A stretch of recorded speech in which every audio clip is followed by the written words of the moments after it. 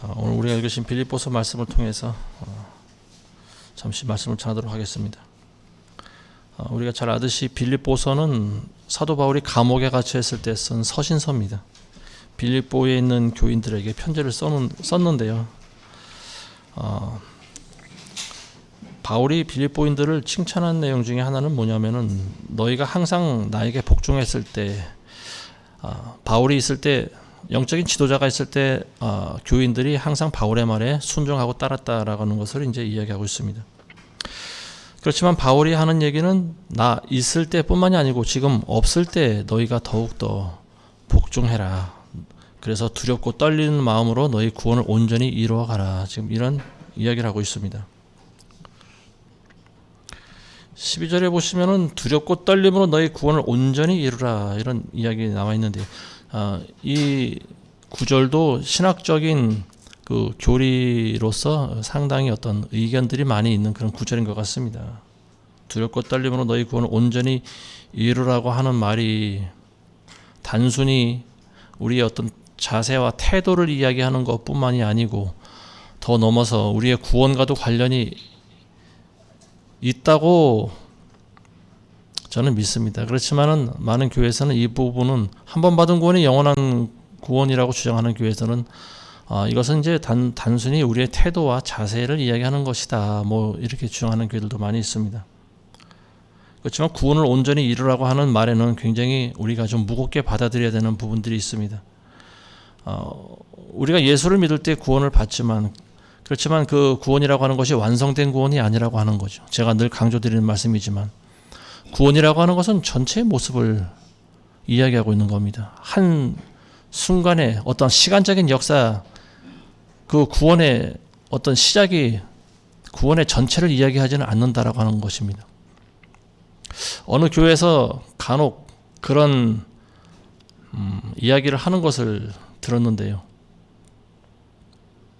당신이 언제 구원받았습니까? 몇 월 며칠 날, 심지어는 몇 시에 구원받았습니까? 혹시 여러분들 그거 기억하고 있는 분들이 있습니까? 저는 언제 구원받은지 정확히 잘 모르겠어요.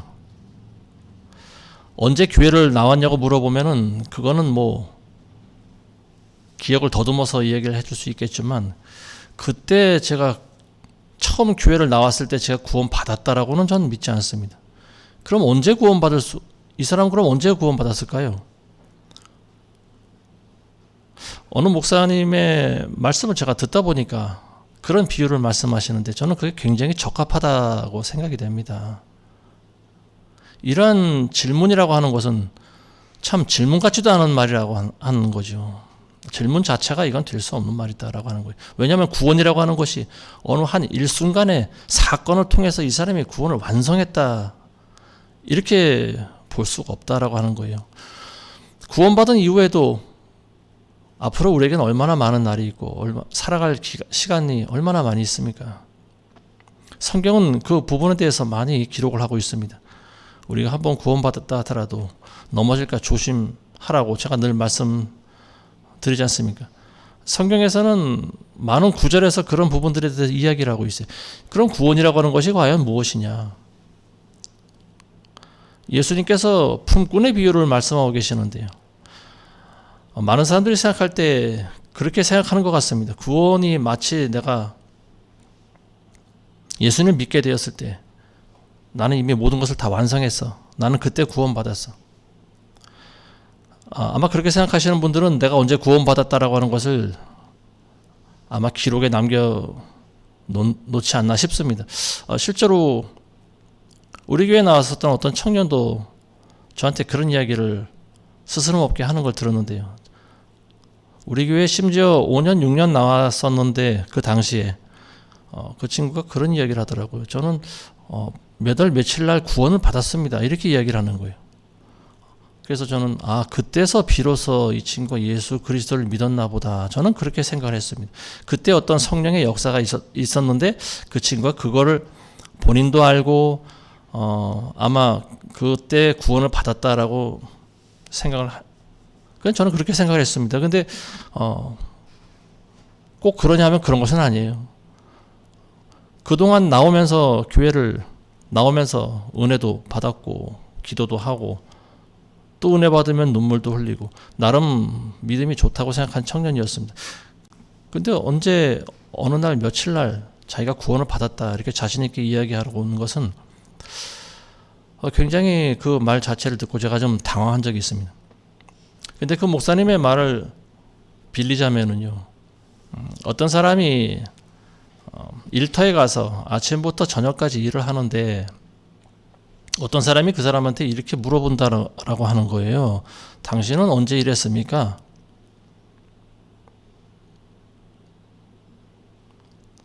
당신은 언제 일했습니까? 과거형이죠. 이 사람은 지금도 일을 하고 있는 거죠. 아침에 일찍 와서 저녁 때까지 일을 하고 있는 거예요. 근데 이 사람들은 당신은 언제 일한 적이 있습니까? 이렇게 물어보면 그 질문이 될까요? 질문 자체가 되질 않는 거예요. 구원이라고 하는 것도 이와 마찬가지라고 하는 거예요. 과거에도 일을 해왔고 지금도 일을 하고 앞으로도 나는 일을 한다라고 하는 거예요. 근데 당신은 언제 일했습니까? 이렇게 물어보는 것 질문이 이게 타당하냐?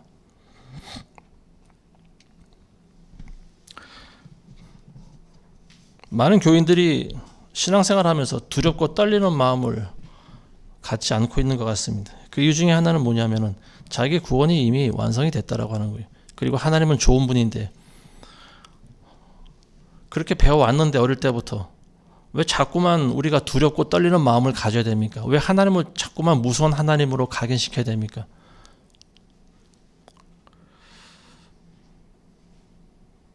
근데 그런 교인들이 보여주고 있는 모습이 그 열매가 과연 무엇인가? 우리는 그걸 봐야죠.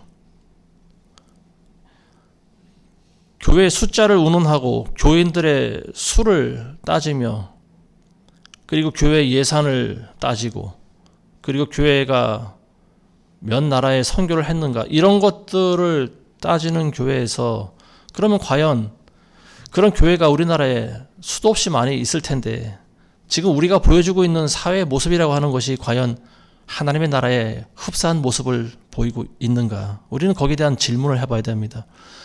교회는 구멍가게보다도 많은데 지금 사람들의 영적인 상태가 어떤가? 여러분들의 머릿속에 아마 쉽게 그려볼 수 있을 것이라고 보여집니다. 많은 크리스찬이라고 하는 사람들이 보여주고 있는 모습 여러분들도 아마 많이 느끼지 않았나 싶은데요. 과연 저 사람이 크리스찬인가? 크리스찬이 저렇게 거짓말하고 남을 속이고 심지어는 폭행과 살인과 이런 것들을 일삼으면서 어떻게 자기가 크리스찬이라고 떳떳이 말을 할 수 있을까? 그 사람들이 크리스찬이라고 말을 하는 데는 아마도 살아오면서 사회에서 또는 교회에서 그 사람을 그렇게 만들었지 않나 싶습니다. 왜냐하면 우리가 회사에 이력서를 낼 때도 보면 종교란이 있습니다. 종교가 무엇이냐? 교회를 한 번이라도 다녀본 사람이 저기 있는 사람은 기독교라고 떳떳이 쓰죠. 근데 그런 것들이 여러 번 반복되면서 나는 크리스찬이다. 본인 스스로 이제 쇠뇌가 된 것 같습니다. 본질과는 다른 삶을 살아가면서도 내가 떳떳이 기독교인이라고 말할 수 있기 때문에 나는 크리스찬이라고 하는 거예요. 근데 그런 크리스찬들이 우리나라에 사실은 대다수를 차지하고 있다라고 하는 거죠. 두렵고 떨리는 마음을 가지지 않는 크리스찬들은요, 그런 삶을 살아갈 수밖에 없다라고 하는 거예요. 이게 제가 내린 결론입니다. 사람들이 왜 하나님을 두려워하지 않을까요? 왜 하나님을 경외하지 않을까요? 그리고 왜 하나님 말씀대로 살지 않을까요? 하나님이 어떤 분이신지를 잘 모르기 때문에 그렇습니다. 더 나아가서는 하나님의 심판을 한 번도 받아본 적이 없기 때문에 그래요. 하나님의 매를 맞아본 사람은 하나님이 얼마나 무서운 분이라는 것을 잘 알고 있습니다. 우리가 구약을 읽을 때 얼마나 두렵고 떨립니까? 구약의 하나님을 읽을 때는 그 시대에 우리가 태어나지 않은 것이 정말로 다행이다. 이걸 느낄 때가 한두 번이 아닙니다. 철저한 분이셨죠. 죄를 묻고 하시지 않는 분이 하나님 아니십니까? 근데 지금 하나님께서는 얼마나 우리에게 자비를 베풀고 계십니까? 우리는 그걸 깨달아야 돼요. 하나님께서 끝없이 좋은 분이 아니라고 하는 사실을 우리는 기억을 해야 됩니다. 때가 되면 하나님께서는 무섭게 심판하십니다. 재림하실 예수님의 모습은 여러분들이 다 알고 계시잖아요. 심판주로 오시는 거예요. 그때는 많은 민족들을 심판하십니다. 예수 그리스도를 두려워하지 않은 많은 영혼들은요, 그때 울면서 후회하게 될 겁니다. 하나님이 저런 분이셨어? 예수님이 저런 분이셨어? 내가 평생 배워왔던 하나님과는 전혀 다른 분인데, 많은 사람들이 당혹감과 괴리감에 빠져서 울며 부르짖으면서, 근데 이미 그때는 때가 늦죠. 많은 교회에서 하나님이 어떤 분이신지를 제대로 가르치지 않은 목자들 역시 화가 있을 거라고 보입니다. 두렵고 떨리는 마음을 우리는 항상 가지고 살아가야 돼요. 지금 우리가 받은 구원이 어떤 구원인가? 노름판에서 그냥 우연히 재수가 좋아서 얻은 구원입니까? 그런 구원이 아니라고 하는 거예요. 우리가 받은 구원은 온 우주를 주고도 살 수 없는 구원입니다. 그건 정말로 값진 구원이에요. 근데 그렇게 값진 구원을 받은 사람들이 값지게 살아가느냐, 인생을 값지게 살아가느냐? 값지게 안 살아가요. 자기 맘대로 살아가요. 하나님이라고 하는 존재는 단지 자신의 행복을 위해서 존재해주는 그런 마음씨 좋은 그런 신밖에 되질 않습니다. 그래서 두렵고 떨리는 마음이 없는 거예요. 그래서 죄도 짓고 신문에도 오르내리고 세상 사람들 입에도 오르내리고 빛과 소금이라고 했는데 빛은 비춰지지 않고 소금은 밖에 던져져서 사람들 발에 밟히우고, 지금 교회가 그러고 있는 상황 아닙니까? 영적으로 볼 때는 이미 교회들이 거의 다 무너졌어요. 근데 사람들은 건물을 의지하기 때문에, 번듯한 교회가 건물이라고 생각을 하기 때문에 아직도 교회를, 건물을 다니면서, 그리고 프로그램 속에 자신을 집어넣으면서 종교생활 하면서 신앙생활 잘하고 있다고 생각을 하고 있는 거죠. 14절에서 15절 보시면요, 모든 일을 불평이나 다툼이 없도록 하라. 이는 너희 하나님의 아들들이 흠없고 순전하여 비뚤어지고 변질된 민족 가운데서 책망받지 않게 하려 함이니 너희는 빛들로서 세상에서 비추는 자들이라고 했어요. 크리스찬들이 빛이라고 했으면은 어떤 존재예요? 어둠 가운데서 비치는 존재라고 하는 것은 드러내는 존재예요. 그리고 어둠에 있는 사람들을 도와줄 수 있는 존재가 되어야 됩니다. 그리고 본이 되고 덕이 되어야 되는 거예요. 빛을 보고 어둠 속에 있는 사람들이 빛으로 나올 수 있게 해주는 역할을 하는 것이 빛입니다. 소금이라고 하는 것은 짠맛을 가지고 있죠. 부패를 방지하는 역할을 하는 거예요. 빛과 소금이 결국은 크리스찬들의 역할을 이야기하고 있습니다. 지금 교회가 그렇게 많은데 크리스찬들이 5명 중에 1명은 크리스찬이라고 하는 나라에서 크리스찬들의 역할을 감당하고 있는가?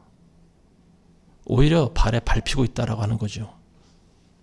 오히려 어둠 속에 살아가고 있다라고 하는 거죠.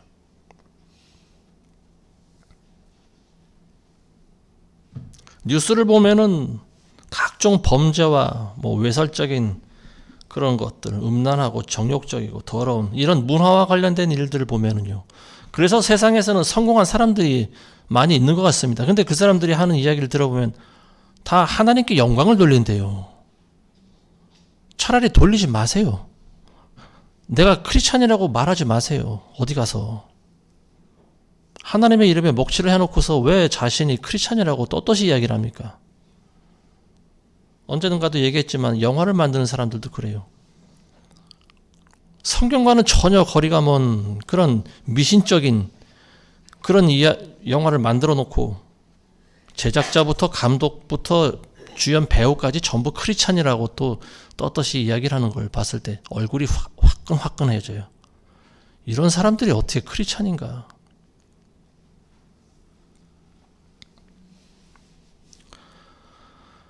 최근에 유명한 어느 탤런트가 또 어떤 그런 프로가 있다고 하는 걸 제가 들은 적이 있어요. 무당들 7, 8명 모아놓고 점을 치게 해서 배우자를 만나게 한다든가 기능 화복을 점친다든가 뭐 이런 프로가 있다고 하는데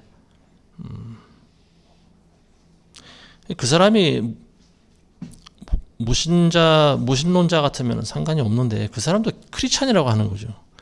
그리고 기독교 방송에 나와서 간증까지 했다라고 하는 거예요. 아는 사람은 다 알아요. 근데 크리스찬이 왜 꼭 이런 방송을 해야 될까? 그걸 하면서 설령 억지로 그런 방송이 맡겨졌다 하더라도 자기가 믿고 있는 신앙관에 따라서 운영해야 되지 않을까요? 물론 그렇게 되지 않겠죠. 맡을 수 있는 상황이 아니겠죠. 근데 자기가 그걸 운영하면서 그 사람이 믿고 있는 하나님이 과연 어떤 존재인가? 그건 뻔히 볼 수 있는 부분이죠. 하나님을 두려워하지 않고 있다라고 하는 거죠. 정말로 하나님을 두려워하는 사람들이 어떻게 그런 프로를 만들어 가면서 사람들에게 미신을 전파할 수 있을까? 하나님을 전파해도 부족한 판인데 왜 그런 점쟁이들, 무당들을 불러서 사람들을 미혹시키냐라고 하는 거죠. 이게 세상의 빛과 소금인가요?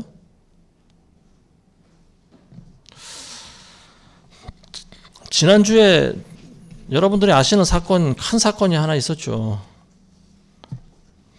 동성 커플이 의료보험료 피부양자 자격을 얻은 사건인데요. 저는 그 뉴스를 봤을 때 처음에 눈과 귀를 의심했어요. 동성 커플이 피부양자 자격을 얻었다? 저는 그래서 그 동성이 성씨가 같은 동성을 말하는 건 줄 알았어요. 근데 그게 아니더라고요. 성이 같은 두 남자가 부부로 살아가는 동성 커플이라고 하는 거예요. 입에 담기도 참 더러운 말인데요. 깜짝 놀랐어요. 대법원에서 피부양자 자격을 달라고 이 동성 커플이 소송을 냈는데 대법원에서 승소 판결을 받았습니다. 1차에서는 이제 민사지법에서는 이제 그게 거부당했는데 대법원에서 그걸 손을 들어줬다라고 하는 거죠.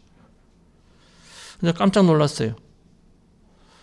그 사건이 주는 의미가 앞으로 얼마나 우리나라 사회에 큰 영향을 미칠 것인가를 생각하면요.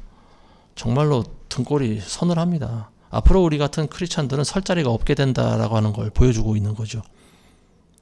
지금 뭐 법적으로는 아직 동성혼이 인정되지는 않았지만 이제는 금방 인정될 것 같아요. 제가 봤을 때. 왜냐하면은 부부로 인정하고 있다라고 하는 거잖아요. 그죠?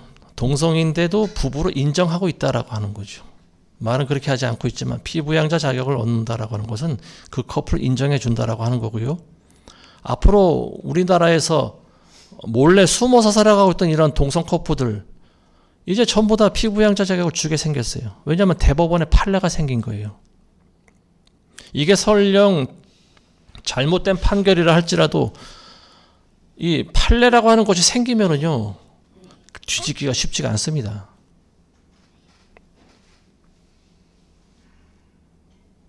둘 다 남자예요.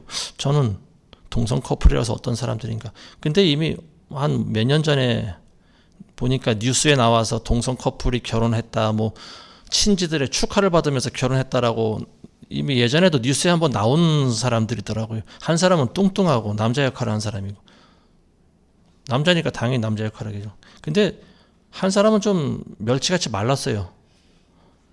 근데 그 사람이 남자인데 여자래요. 여자 역할을 하는 거래요. 근데 어쨌든 기자들 앞에서 승소 판결을 받고 자기 피부양자 자격을 얻었다고 기뻐하는데 눈물을 흘리면서 자기 남편 어깨에 얼굴을 기대고 있는 모습을 보는데 영락없는 여자더라고요. 남자가 저렇게 여자로 빙의할 수 있나. 저는 참 굉장히 무서웠습니다. 그걸 보고. 이런 사람들이 우리나라에 앞으로 얼마나 많이 생길 거예요. 그리고 이런 사람들 또 군대 갈 거고, 군대에서 또 총이라도 쥐어주면은 홧김에 또 사람들을 죽일 수도 있지 않을까 싶은 생각이 드네요. 남자가 여자 행세를 하는데 참 그건 눈 뜨고 못 봐줄 장면을 제가 봤습니다. 차별금지법이라고 하는 게 지금 이제 통과되기 직전인 것 같은데요. 차별금지법. 이 참 무서운 법이죠. 누구든지 차별해서는 안 된다라고 하는 거예요. 동성애자들도 차별하면 안 된다. 동성애가 죄라고도 하면 안 된다. 왜냐하면 그게 차별한다라고 하는 거죠. 앞으로 죄를 죄라고 말하면요, 이 세상 권세자들은 우리를 잡아갑니다. 벌금을 때리고 감옥에 가두고 그럴 거예요. 지금 미국에서 이미 일어난 일 아니겠어요? 미국에서 동성애가 합법화된 것이 불과 10년밖에 안 됐어요. 2014년도인가 13년도인가. 그때 그게 합법화됐는데 10년 만에 우리나라도 이제 동성애가 합법화될 거의 단계에 와 있다고 보여집니다. 간통죄라고 하는 것이 이미 예전에 없어졌어요. 2015년도인가 16년도인가 하여튼 우리나라에서 간통죄가 폐지됐습니다. 수많은 부부들이 알게 모르게 죄를 저지르고 있다. 간통을 부추기고 있는 거죠. 간통죄를 폐지했다라고 하는 것은 굉장히 두렵고 떨리는 일입니다. 근데 이런 것보다 이제 더 저를 힘들게 하는 게 있어요. 이게 뭐냐면 교회들이 잠잠하고 있다라고 하는 거예요. 동성애가 합법화되기 일부 직전인데도 교회들은 잠잠하고 있다라고 하는 거죠. 대형교회 목사들의 책임이 굉장히 크다고 봅니다. 예수님 오시면 이 사람들은 아마 크게 책망을 받을 거예요. 너희는 나의 빛을 더 많이 받은 자들 아니냐. 빛을 크게 받았으면 크게 비춰야 되는데 너는 왜 빛을 죽이고 있느냐. 내가 너에게 많은 능력과 은혜를 줬는데 너는 그것을 왜 다른 곳에 사용하고 있느냐. 아마 이런 많은 질책을 받을 거라고 보여집니다. 굉장히 화가 나요.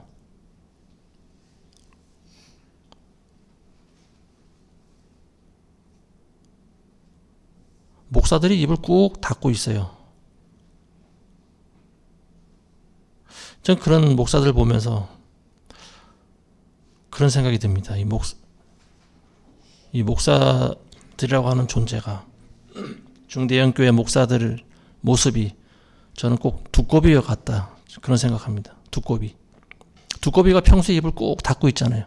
근데 입을 열 때가 있어요. 언제 열을까요? 앞에 먹이가 있을 때, 먹이 잡아먹을 때만 입을 여는 거예요. 평소에는 입을 꼭 닫고 있어요. 오늘날 목사들이 저는 두꺼비 같다고 생각합니다. 지난번에도 그랬죠. 코로나 때도 입을 꼭 닫고 있었어요. 불의한 일을 보면서도 말 한마디 하지 않았어요. 왜 그랬을까요? 그 사람들이 그걸 몰라서 그럴까요? 자기 교회 성도가 떨어져 나갈까 봐 그런 거예요. 교인들이 나갈까 봐 그게 두려운 거죠. 사람들이 무서워서 하고 싶은 말을 못 하는 거예요. 사람들은 자기 귀를 긁어줄, 자기 마음에 듣기 좋은 소리를 하는 교회를 찾아다닙니다. 죄를 지적당하는 것을 싫어해요. 듣기 싫어해요. 큰 대형 교회에서 교회가 정치적인 발언을 하면, 예를 들어서 교회가 목사가 나는 우파를 지지한다라고 하면 좌파에 속해 있는 사람들은 우르르 나갑니다.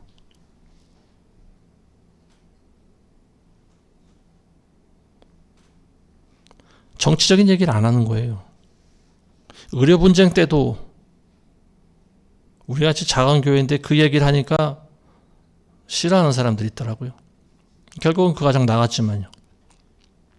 사람들은 자기 생각이 굉장히 어떤 기준이 서 있습니다.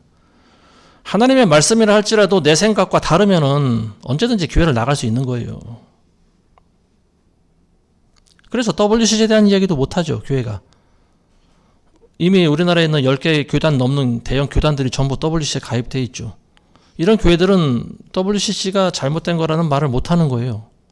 다 연계가 되어 있기 때문에 그래요.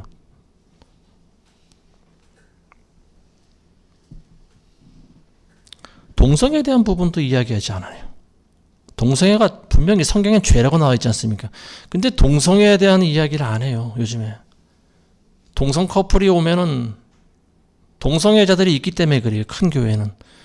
그래서 큰 교회에서 동성애에 대해서 죄라고 언급하면 거기 있는 사람들이 실족해서 나간다라고 하는 거예요. 나갈 때 나가더라도 참인지 거짓인지 성경의 말씀을 가르쳐 줘야죠. 많은 사람들이 자기가 기준이 돼 있어요. 내가 좋아하면, 내가 동성이면 어떠냐. 하나님은 사랑이신데 이런 생각을 하고 있는 사람들이 많이 있죠. 그럼 그게 아니라고 가르쳐 줘야 되는데 목사가 그런 걸 안 하고 있어요. 당장 교회 성도들이, 교인들이 떠져나가는 걸 무서워하고 있는 거예요. 그러다 보니까 과거에는 사실 이게 언급할 가치조차 없는 그런 말이었습니다. 동성애라고 하는 것은 이거는 믿지 않는 사람들도 아는 거였어요. 이거는 절대 있을 수 없는 일이고 이거는 짐승들도 하지 않는 가증한 짓이라는 걸 누구도 다, 어린아이들도 다 알고 있었던 그런 부분이에요. 근데 이게 지금 예민한 주제가 돼버렸어요. 뜨거운 감자같이 돼버렸어요. 목사들이 말을 안 하기 때문에 그래요. 그럼 사람들은 동성애가 죄라는 걸 어디서 들을 수 있을까요? 지금 목사들이 미치니까 동성애자들이 와도 결혼 주례를 서줘요. 그리고 축복하고 개의 축제를 해도 가서 축복 기도를 해줍니다. 이게 미친 목사들 아닙니까? 점점 이 나라는 나라 끝으로 지금 떨어지고 있는 것 같아요. 고린도전서 6장 9절에서 10절에 불의한 자는 하나님의 나라를 상속받지 못한다는 것을 너희가 알지 못하느냐. 속지 말라. 음행하는 자들이나 우상 숭배하는 자들이나 간음하는 자들이나 여자처럼 행세하는 자들이나 남자 동성연애자들이나. 여기서 잘 들으셔야 됩니다. 동성애자가 아니라고 하더라도요, 여자처럼 행세하는 자들을 이야기하고 있습니다. 남자는 남자처럼 행세해야 돼요. 남자가 여자처럼 행세하려고 하면 안 됩니다. 그러면은 성분별이 없어져요. 성 정체성이 사라져버려요. 그래서 여자처럼 행세하는 자들을 따로 구별해 놓고 있어요. 그리고 남자 동성연애자들이나 도둑질하는 자나 탐욕을 부리는 자나 주정뱅이나 욕설하는 자들이나 착취하는 자들은 하나님의 나라를 상속받지 못하리라. 이런 자들이 회개하지 않으면 천국에 들어가지 못한다라고 하는 거예요. 동성애가 죄가 아니라고 하면은 왜 이런 말씀을 사도 바울이 기록해 놓고 있을까요? 죄를 죄라고 말을 해줘야 되는 거 아니겠습니까? 목사들은, 정치인들은 그렇다 치더라도, 의사들은 그렇다 치더라도 최소한 목사들은 진리를 이야기해야 되지 않을까요? 그거 하려고 다 버리고 나온 거 아닙니까? 근데 왜 진리를 이야기를 하지 못해요? 왜 예민한 부분을 왜 건들지를 않아요? 왜 정치가 잘못됐으면 잘못됐다고 한마디 못하고 동성애가 죄라는 말을 왜 못합니까? 대형교회 목사들이 난 동성애가 죄라고 얘기하는 거 한 번도 들어본 적이 없어요. 광화문에 나와서 수만 명한테 설교하고 하는 그런 정치 목사도 정치만 이야기해요. 무슨 당이 어떻고 무슨 당이 어떻고 헌금만 걷어요. 동성애가 죄라고 하는 말을 하질 않습니다.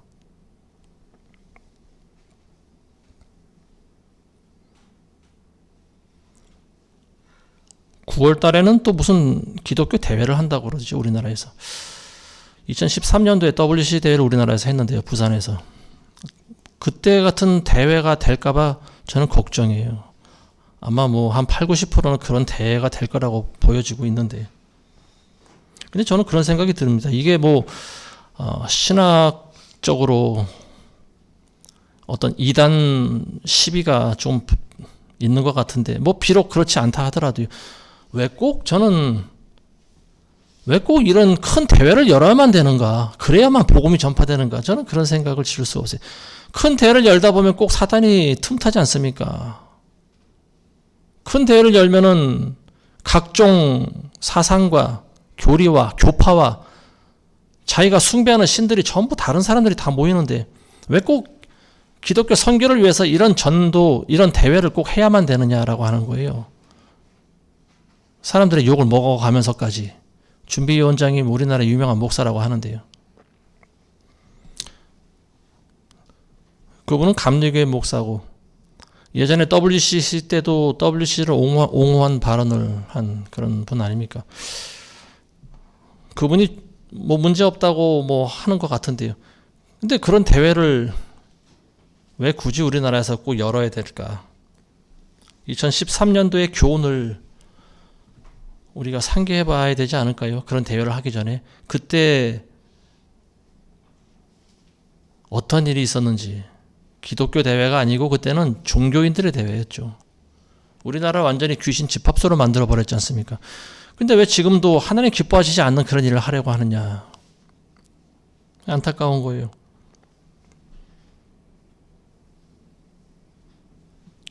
이 로잔 대회인가 하는데 참가하는 사람들의 40%가 이미 WCC와 관련이 있는 사람들이라고 하는 것이 밝혀져 있어요. 그럼 그 밥에 그 나물 아니겠습니까? 그 사람들이 모여서 하는 대회라고 하는 것이 어떤 건지 우리는 불보듯이 뻔하잖아요. 굳이 왜 그걸 우리나라에서 해야 되는가?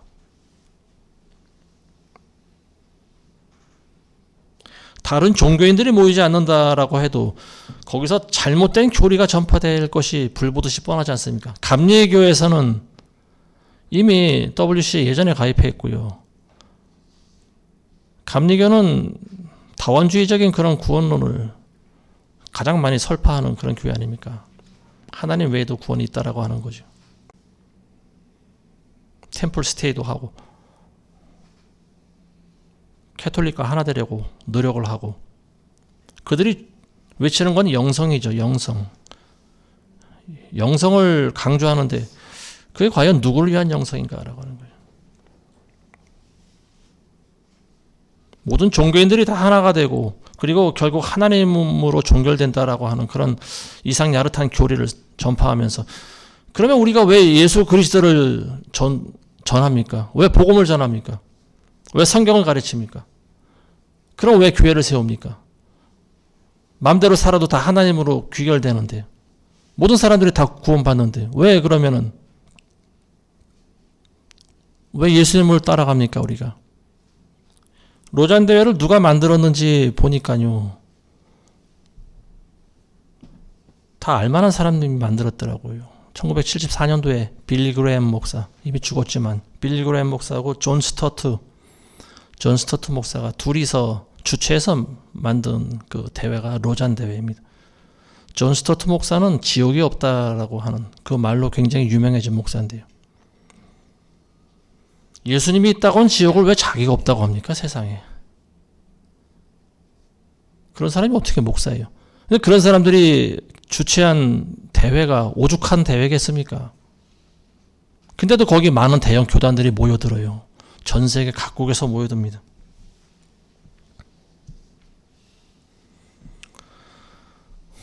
(100년) 전에도 미국에서 한 30년, 40년 전에 이미 이런 움직임이 예전부터 있었다라고 하는 거예요. 미국 시카고인가 어디서 종교인들의 모임이 한번 있었다고 하는데요. 그때 찍은 흑백 사진을 제가 봤습니다.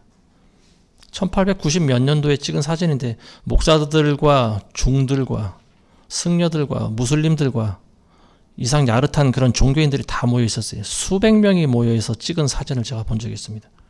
그때는 비행기가 없을 때였죠. 배 타고 아마 몰려들었을 텐데요. 어떻게 그 종교인들이 한 자리에 다 모이게 됐는지 굉장히 참 의아했습니다. 그리고 거기서 비롯된 것이 전 세계적인 종교 통합이라고 하는 거죠. 이미 우리나라에 복음이 들어오기 전부터 그런 모임이 있어 왔어요. 자, 15절 말씀 보겠습니다. 이는 너희 하나님의 아들들이 흠없고 순전하여 비뚤어지고 변질된 민족 가운데 책망받지 않게 하려면 너희는 빛들로서 세상에서 비추는 자들이라. 크리스찬들이 세상의 빛과 소금의 역할을 감당해야 되는 것은요, 삐뚤어지고 변질된 민족 가운데 들어가야 된다라고 하는 거죠. 예수 그리스도를 모르는 모든 민족들이 사실은 삐뚤어지고 변질된 민족들입니다. 크리스찬들이 거기 가서 그들에게 복음을 전하고 그들을 변화시켜야 될 의무가 있는 거예요. 근데 지금 물에 물 탄 거밖에 되질 않아요. 술에 술 탄 거밖에 되질 않습니다. 구별이 없잖아요. 거룩함이 없잖아요. 분별됨이 없잖아요. 크리스찬하고 세상 사람들하고 똑같은데 어디 가서 무슨 빛과 소금이 됩니까? 자기가 변질되고 자기가 삐뚤어지고 있는데요. 세상 사람보다 오히려 더 많이 삐뚤어졌어요. 한심한 일 아니겠습니까? 자, 16절 보겠습니다. 생명의 말씀을 제시하여 내가 헛되이 달리지도 아니하였고 헛되이 수고하지도 아니하였다는 것을 그리스도의 날에 내가 자랑하려 함이라. 저와 여러분들은요, 마지막 때 예수님의 심판대 앞에 분명히 서게 됩니다. 한 번은 서게 돼요. 예수님 앞에 서게 될 때요, 여러분들은 예수님 앞에 자랑할 것이 있어야 돼요. 뭔가 내놓을 게 있어야 돼요. 사도 바울은 자기가 예수님 앞에 섰을 때 내가 헛되이 달리지 않았다. 내가 그리고 헛되이 수고하지도 아니하였다라고 하는 것을 자랑하려 함이라. 이런 이야기를 하고 있습니다. 사도 바울과 같은 믿음의 사람이 어디 있습니까? 예수님의 12 제자들보다 더 위대한 사람 아닙니까? 이 사람은 모든 것을 다 배설물과 같이 다 버린 사람이에요. 이 사람이 달려가고 있는 이유는 뭐예요? 존재 목적이 뭐예요? 오직 하나밖에 없어요. 예수 그리스도를 붙잡으려고 달려가는 거예요.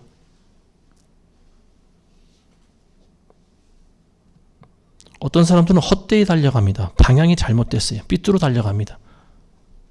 죄라고 하는 것이 화살이 관역을 벗어나는 것을 죄라고 합니다. 하마르티아라고 하는 거예요. 잘못된 길을 걸어가고 있다라고 하는 거죠. 많은 크리스찬들이 잘못된 길을 걸어가고 있어요. 하나님이 어떤 분이신지를 모르고 있어요. 자기의 종말이 어떻게 될지 모르고 있어요. 한 번도 생각해 본 적이 없어요. 목사들이 가르치지 않기 때문에 그렇습니다.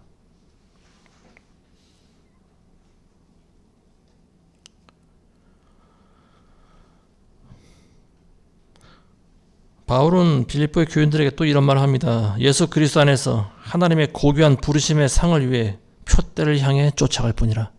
표대를 향해 자기는 쫓아갈 뿐이라고. 이미 얻었다 함도 아니요.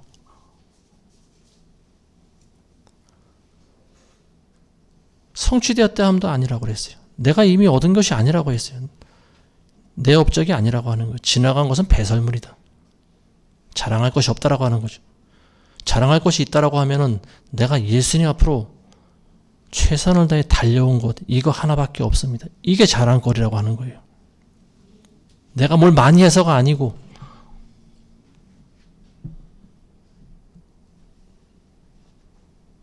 잘못된 길을 걸어오지 않고 이 한 길만을 달려왔다라고 하는 거예요. 그래서 내가 마지막 때 예수님의 얼굴을 볼 수 있는 거. 그게 자랑이라고 하는 거예요. 그러니까 이런 사람이 많지 않다라고 하는 거죠. 다 자기 갈 길로 가는 거예요. 다 그릇되이 각기 자기 갈 길로 가는 거예요.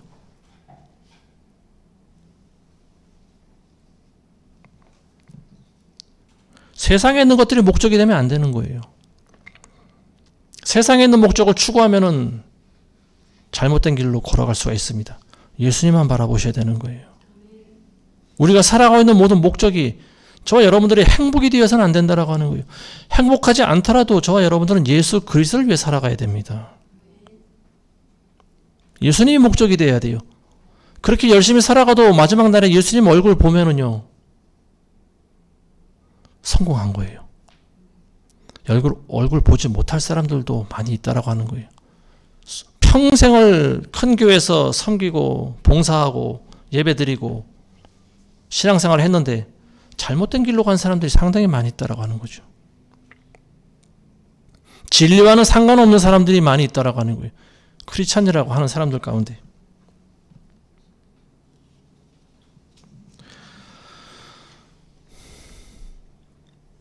사도 바울의 고백처럼 예수님 얼굴을 뵐 때 우리가 자랑할 것이 뭐 있겠습니까? 예수님 얼굴 본 것이 성공이에요. 그 자체가 성공 아니겠습니까? 근데 우리는 그 길을 걸어가야 돼요.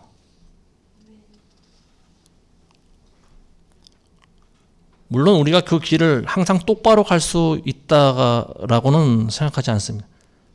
잘못된 길을 갈 수도 있어요. 그렇지만 제자리로 돌아와야 되고요.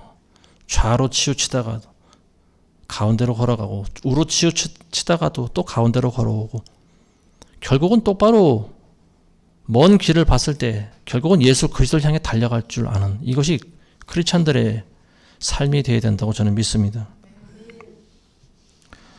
주님께서 부탁하신 일을 저와 여러분들은 애써 이루려고 노력하셔야 됩니다. 주님을 사랑하는 자는 주님의 부탁을 거절할 수가 없어요. 마태복음 28장 19절에서 20절에 우리가 외우고 계시는 말씀이 있지 않습니까? 너희는 가서 모든 민족을 제자로 삼아 아버지와 아들과 성령의 이름으로 세례를 주고 침례를 주고 내가 너희에게 가르친 모든 것을 가르쳐 지키도록 명령하라 그랬습니다. 내가 너희에게 명령한 모든 것을 가르쳐 그들이 지키도록 하라. 가르칠 뿐만이 아니고 그들이 지키도록 하라 이렇게 이야기했습니다. 마가복음 16장 15절에도 보면요. 주께서 그들에게 말씀하시기를 너희는 온 세상에 나가서 모든 피조물들에게 복음을 전파하라. 믿고 침례를 받는 자는 구원을 얻을 것이나 믿지 않는 자들은 정죄를 받으리라. 모든 피조물들이라고 하는 표현을 쓰고 있어요. 피조물들은 사람뿐만이 아니에요. 모든 짐승들도 포함되고 있어요. 그러니까 이걸 강조하는 거죠. 모든 사람들에게 복음을 전파하라고 하는 거예요. 이게 예수님이 우리에게 부탁하신 일입니다. 왜 복음을 전파하는 것이 그렇게 간절한 예수님의 염원이 될까요? 복음, 예수 그리스도를 통해서만이 구원을 받을 수 있다는 이 복음을 사람들이 받아들이지 않으면 지옥에 가기 때문에 그래요. 지옥은 있습니다. 어느 목사가 지옥이 없다고 말하는 목사들도 있는 것 같은데, 그런데 여러분들 현혹되지 마시기 바랍니다. 예수님께서는 천국보다 지옥에 대해서 더 많이 말씀하셨어요. 절대로 들어가면 안 되는 곳이라고 말씀하셨어요. 거기는 불도 꺼지지 않고 벌레도 죽지 않는 곳이라고 그랬어요. 목이 타는 듯이 마르고 갈증이 나도 물 한 방울 먹을 수 없는 곳이 지옥입니다. 지옥이 없다고 가르치는 교회는 교회가 아니에요. 그런 교회에서 나와야 돼요. 다른 종교에도 다른 방법을 통해서도 예수 그리스도 외에도 구원이 있다라고 가르치는 교회는 그런 교회가 아니에요. 그런 걸 가르치는 목사는 사꾼입니다. 그걸 여러분들 분별하셔야 돼요. 지금 당장 내가 받아들이기 좋고 편한 복음이라 할지라도 진리와 상관이 없는 곳에서는 여러분들 분별하실 줄 알아야 됩니다. 그런 교회에서 나오셔야 되는 거예요. 그런 목사와 우리가 교제해서는 안 됩니다. 그런 목사들의 말을 들으면 안 돼요. 아무리 가짜라고 해도요, 자꾸만 들으면 진짜인처럼 믿어지게 돼 있어요. 사람들이 왜 이단에 빠지는 줄 아십니까? 잘못된 교리를 계속해서 반복적으로 듣기 때문에 그래요.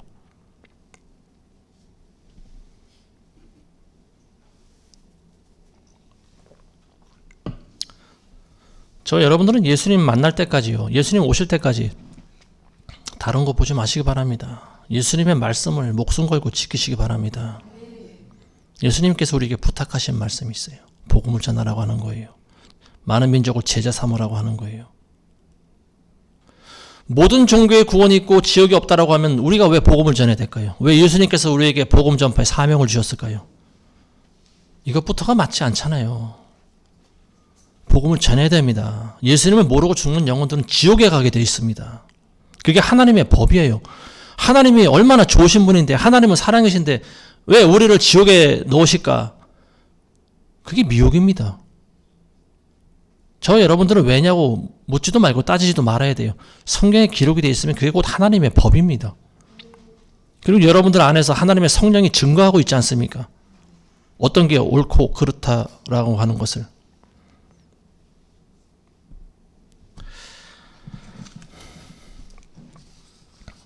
말씀을 맺겠습니다. 예전에 제가 영화를 하나 본 게 있는데요. 아마 여러분들 다 많이 보셨을 거라고 보이십니다.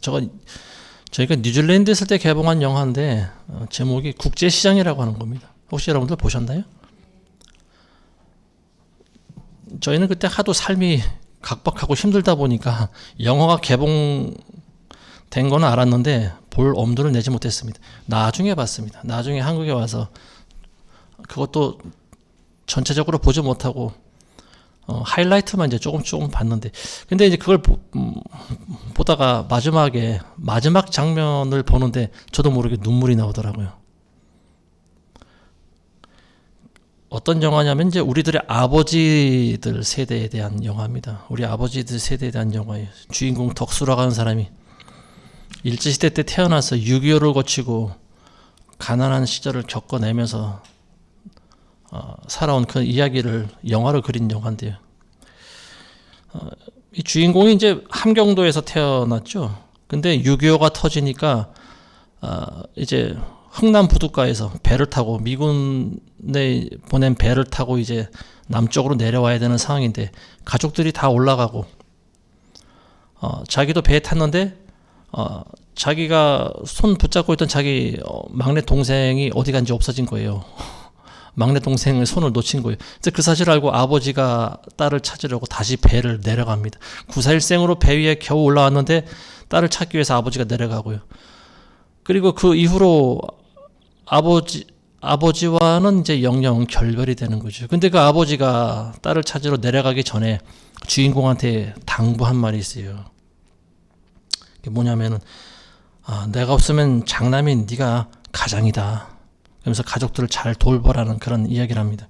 근데 그 말 한마디가 이제 그 10살 먹은 주인공, 그 덕수라고 하는 어린 아이의 뇌리에 깊이 박힌 거예요. 아버지가 없으면 내가 이 집의 가장이다. 내가 가족을 돌봐야 되겠구나. 그래서 부산으로 이제 배를 타고 내려오는데요. 피난 시절, 6.25 동란 때 피난 시절을 겪어보신 분들은 알 겁니다. 먹을 게 없어요. 그리고 따뜻이 받아주는 데가 없어요. 단지 거기는 포탄이 마구 떨어지고 어떤 그런 장소가 아니고 마치 그 고센 땅처럼 그 부산 일부 지역만 보호를 받고 있었던 그런 상황이었습니다. 그래서 전국에 있는 많은 피난민들이 전부 부산으로 몰려들었던 그런 상황이고요. 그들은 먹고 살아남기 위해서 엄청난 고생을 했습니다. 근데 그 덕수는 이제 자기 가족들을 먹여 살리기 위해서 부산에서 정착을 합니다. 그리고 자기 고모네 집에서 정착을 하는데요. 새빵살이를 하죠. 그리고 어린 시절 때 제대로 배우지도 못했어요. 초등학교도 아마 졸업을 못한 것 같은데 자기 동생들을 가르쳐야 되니까 덕수가 이 주인공이 부둣가에 나가서 심한 그 노동 일을 합니다. 근데 노동을 하다가 소문을 하나 듣는데 그게 뭐냐면은 그때 마침 우리나라에서 독일로 그 파독 광부들 모집하는 그 광고가 나오죠. 그래서 거기 지원해서 독일로 갑니다. 자, 광부들이 살아간 삶을 보면 굉장히 치열합니다. 너무 비참해요. 그 갱도 안에 들어가기 전에 살아서 보자라고 하는 그런 구호를 외치고 들어간다라고 하지 않습니까? 그래서 거기서 하루 종일 석탄 가루 먹어가면서 석탄 파는 일을 합니다. 그리고 햄버거 한 조각 먹으면서 그 일을 몇 년간 하죠. 근데 한번 또 사고가 나죠. 갱도에서 갱도가 무너져가지고 파묻힌 거예요. 그래서 구사일생으로 겨우 어떻게 극적으로 살아납니다. 그래서 참 말도 못할 고생을 하고 한국에 돌아오는데 몇 년간 지나다가 이제 또 동생이 시집 갈 때가 되니까 그리고 뭐 여러 가지 또 돈이 필요하고 하니까 다시 또 나라를 뜨죠. 그때 간 게 이제 베트남으로 갑니다. 그때 이제 한참 베트남 전쟁이 있을 때 우리나라에서 많은 군인들이 파병 갔지 않습니까? 근데 그 덕수도 이 주인공도 베트남으로 가요. 그래서 거기서 또 많은 우여곡절을 겪습니다. 포탄이 터져서 죽을 위기도 겪고요. 베트공들한테 또 총탄을 맞죠. 그래서 다리에 총을 맞아가지고 다리가 불구가 되죠. 불구의 몸으로 한국으로 돌아옵니다. 물론 돈을 좀 손에 쥐었겠죠. 거기 가서 일한 대가로. 그래서 가족을 먹여 살립니다. 집안을 조금씩 일으켜가요. 이제 그러다가 부산에서 자기 고모 가게를 인수해서 30년 동안 이제 그 가게를 운영합니다. 구멍가게인데요. 그래서 이제 자기 결혼도 하고 자식도 낳고 또 자식이 성장해서 손주들도 생기고. 근데 이제 어느 날 가족들이 모여서 즐겁게 잔치를 하는 날이 왔습니다. 뭐 누구 생일인지 뭔 잘 모르겠어요. 근데 손주들이 이제 노래 부르고 재롱잔치도 하고 이런 걸 보다가 이 주인공이 슬그머니 일어납니다. 그리고 그때는 이미 나이가 70이 넘었을 노인이었어요. 할아버지였어요. 그리고 자기 방에 들어가요. 그리고 서랍에서 사진을 한 장 꺼냅니다. 그 사진이 누군가 하면 이제 자기 아버지 사진인 거죠. 수십 년 전에 6.25 때 헤어졌던 자기 아버지 사진을 꺼냅니다. 그러면서 그 사진을 보고 이제 독백하는 그 장면이 나오는데 그걸 보고 이제 제가 가슴이 참 찡하더라고요. 눈물이 났습니다. 그게 뭐냐면은요, 부산 사투리로 말하는데 저는 그냥 서울 사투리로 말하겠습니다. 주인공이 그러는 거예요. 사진을 보면서 아버지 이만하면 나 잘 살았지요. 근데 내 진짜 힘들었거든요. 그러는 거예요. 진짜 힘들었다라고 하는 거예요. 죽을 고비도 수도 없이 많이 넘기고.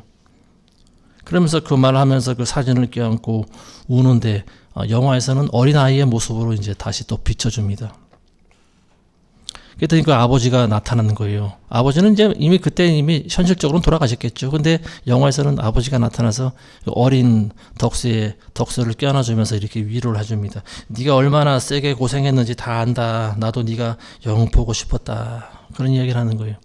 근데 그 장면이 마치 이제 저는 이 성경에 나와 있는 그 내용이 굉장히 오버랩이 됐습니다. 그래서 우리가 예수님 앞에 섰을 때 예수님께서 우리를 이렇게 안아주시지 않을까, 저는 그런 생각이 드는 거예요. 70 넘은 이 백발의 덕수는 자기 아버지 사진을 껴안고 어린아이처럼 엉엉 울어댑니다. 아무에게도 말하지 못한 상처가 있었던 거예요. 어린 덕수가 왜 먹고 싶은 게 없었겠습니까? 왜 학교 다니고 싶은 마음이 없었겠어요? 왜 놀고 싶은 마음이 없었겠어요? 하고 싶은 게 많았겠죠. 근데 그걸 다 눌러 참고 살아간 거예요. 자기 가족들 부양하기 위해서. 그리고 자기 아버지가 마지막 그 배 위에서 자기와 헤어지면서 부탁하신 그 말, 그게 계속 덕수를 가족을 위해서 희생하게 만듭니다. 너 내가 없으면 네가 장손이 가장이다. 네가 가족들을 잘 돌봐야 된다. 그 말이 잊혀지지 않는 거예요. 죽을 때까지. 그래서 자기라고 하는 존재는 잊으면서 살아왔습니다. 내가 먹고 싶고 내가 배우고 싶고 내가 누리고 싶은 거 다 절제하고 가족들을 먹여 살리고 가족들을 가르치고 가족들을 보호하기 위해서 이 사람은 독일에 가서 광부도 하고 베트남에 가서 총을 맞으면서 돈을 벌고 그렇게 살아왔어요. 근데 그 70이 넘은 노인인데도 자기 아버지 앞에서는 항상 어린애인 거예요. 누군가로부터 위로받고 싶은 거죠. 울고 싶은 거죠. 근데 철저히 그동안 자기 감정을 절제하면서 살아왔어요. 약한 모습을 보이기가 싫은 거죠. 나는 이 집의 장남이고 나는 가장인데 내가 아버지 대신 이 집에 가장 노릇을 해야 되는데 내가 약해지면 안 돼.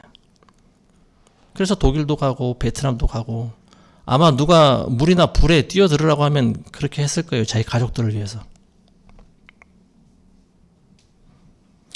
어린 나이에 참으로 무거운 그런 삶의 짐을 지고 살아온 이 이야기는요, 우리들의 아버지들의 이야기예요. 저와 여러분들의 아버지들이 이렇게 살아왔습니다. 지금의 대한민국은 거저 얻어진 게 아니에요.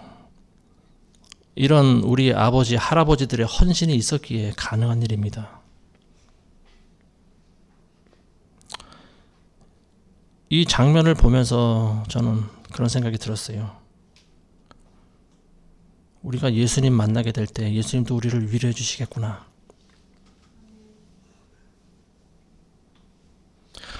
그 예수님께서 그 갈릴리 바다를 가지 않습니까? 그래서 이제 낙심해 있는 베드로를 찾아가는데 요한복음 마지막에 나오는 대목이죠. 베드로한테 너는 나를 사랑하냐? 이 질문을 3번을 하십니다.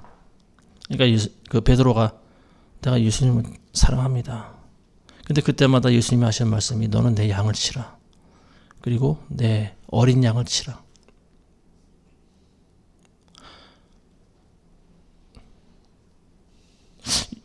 베드로에게 있어서 예수님의 이 말씀은 아마 평생을 그 베드로의 뇌리 속에 깊이 박혀있던 그런 말씀이 아닌가 싶습니다.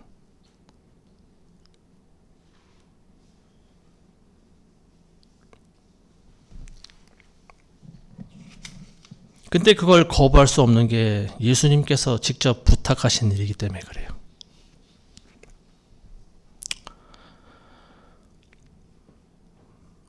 너는 내 양을 치라. 내 어린 양들을 치라.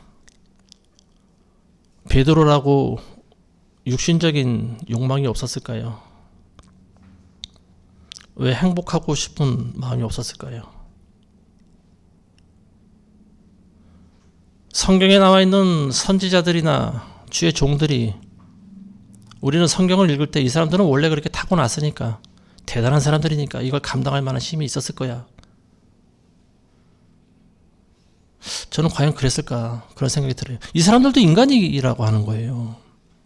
배고프면 먹지 않으면 배고프고요. 잠자지 않으면 자야 되고 상처를 받으면 슬퍼할 줄 알고요. 힘든 일을 보면은 낙심이 되고 모든 감정을 가진 사람이라고 하는 거예요. 근데 왜 자기가 십자가에 달려서 죽을 걸 알면서도 왜 그 길을 갈까요? 예수님이 하신 말씀이기 때문에 그래요. 예수님이 내게 부탁하신 말씀이기 때문에 그렇습니다. 너는 내 양떼를 치라고 그랬잖아요.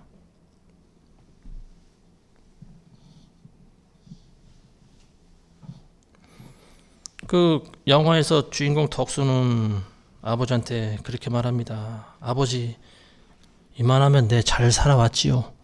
근데 나 진짜 힘들었거든요. 그러는 거예요. 우리가 주님 만날 때 우리도 그런 자랑 정도는 한마디 해야 되지 않겠습니까? 주님, 우리가 헛되이 수고하지 않고 헛되이 달리지 않았나이다. 이만하면 잘 달려왔지요. 근데 정말로 힘이 들었나이다.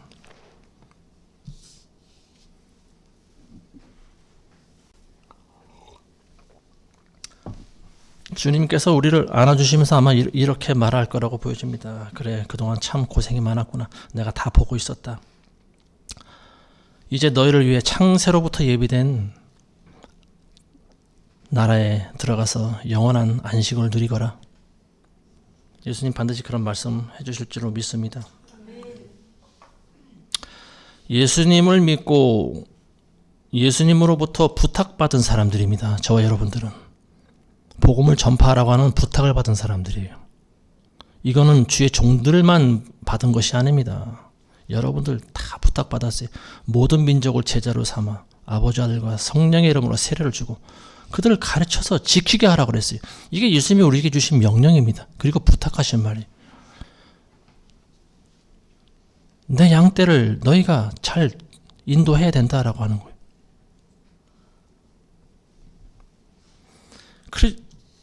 예수 그리스도를 믿고 살아가는 크리스찬들은요, 고난을 감수해야 됩니다. 그리스도인들의 일생은 험난하기 그지없어요. 어떨 때는 요나 선지자처럼 물고기 뱃속에 갇혀있는 듯한 그런 때를 보낼 때가 있는가 하면은 사람들로부터 모욕과 조롱을 당하기도 하고 모든 걸 다 포기하고 싶을 때가 찾아오기도 합니다. 크리스찬들의 삶을 한마디로 말하면 십자가의 삶이에요. 나의 삶이 없습니다. 십자가에 못이 박혀 있는 거예요. 나는 이미 죽은 거죠. 나는 죽었다고 포기하셔야 됩니다. 여러분들 그리스도인 되면서부터 여러분들 죽었다고 포기하셔야 되는 거예요. 나는 십자가에 못 박혀 있지만 나 대신 예수 그리스도가 살아나는 그런 삶을 여러분들 살아가게 되시길 바라겠습니다. 그게 진정한 크리스찬의 삶이에요. 마지막 때 우리는 주님을 만나지 않습니까? 예수님을 만나잖아요. 그때 우리가 뭘 자랑할 겁니까? 주님, 내가 이렇게 저렇게 했나이다. 자랑할 건 없어요. 그냥 주님 앞에 서 있는 거, 그게 자랑인 거예요. 우리가 헛되이 달리지 않고 헛되이 수고하지 않았나이다. 열심히 달려왔나이다. 그때 주님께서는 반드시 여러분들 칭찬할 거라고 믿습니다. 세상이 점점 갈수록 이제 희망이 안 보이는 것 같아요. 그렇지만 그래도 저와 여러분들 해야 할 일 해야 됩니다. 때가 있는 동안 복음을 전파하셔야 돼요. 복음 전하는 일을 포기하지 마시기 바랍니다. 주님께서 우리에게 부탁하신 이 복음 전파의 사명, 이 사명을 위해서 우리는 부단히 쉬지 말고 끝까지 달려가게 되시기를 주의 이름으로 축원합니다. 기도하겠습니다. 좋으신 아버지 하나님, 감사합니다. 주님께서 우리에게 부탁하신 그 일, 복음 전파의 사명과 양떼를 치는 일들, 아버지, 우리가 끝까지 이걸 잘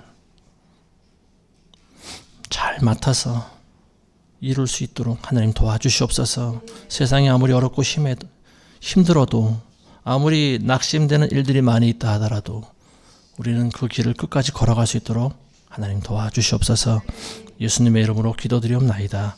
아멘.